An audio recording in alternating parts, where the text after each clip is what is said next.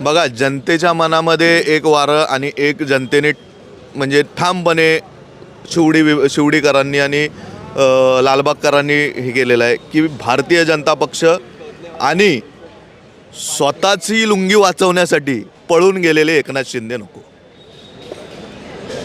हे स्पष्ट शिवडीकरांचं आणि मराठी माणसांचं मत. तुम्ही हा जो शब्दप्रयोग केला किंवा हे जे वक्तव्य जे ते केलं आहे तुम्ही, लोकसभा पण झाली, विधानसभा पण झाली, नगरपालिका पण झाली, पण तुम्ही शिंदे सेनेच्या बाबतीत आता हे असं जे विधान करताय का?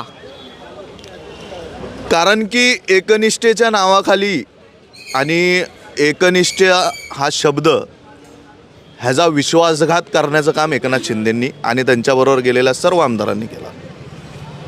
ज्यांनी म्हणजे मी आत्ता काँग्रेसचं काम करतो तरीही एक राजकीय व्यक्ती म्हणून एक राजकारणात समाजकारणात काम करत असताना ज्या पक्ष आपल्याला सगळं देतो, आमदारकी देते, नगरसेवक देतो, त्याच्यानंतर आपल्याला खासदार बनवतो आणि आपल्या विभागामध्ये आणि समाजामध्ये एक आपला नवी ओळख आणि नवा चेहरा आपल्याला पक्ष देतो, त्या पक्षाबरोबर गद्दारी करणं हे माझ्या तत्वात एकनिष्ठेमध्ये माझ्या बसत नाही. परंतु ते खूपच बोलता की मी खूप कार्यकर्ता राहिलो, मला न्याय नाही भेटला, मी आता बाळासाहेबांचे विचार पुढे घेऊन चाललो.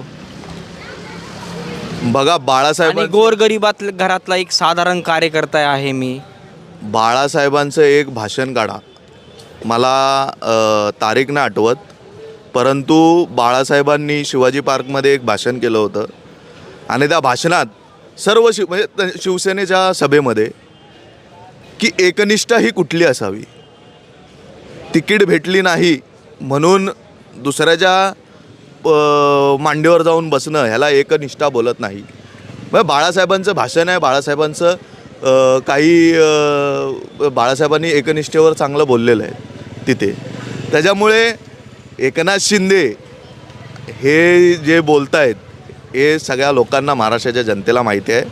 आपली खुर्ची आणि काय आणि बी जे पीनी कुठल्या शिड्या लावल्या, ईडी कधी पाठवली आणि CBI काय झालं, कधी पाठवली, कशी पाठवली, ह्याच्यासाठी पळून गेलेला हा पळकुटा नेता मला असं वाटतं.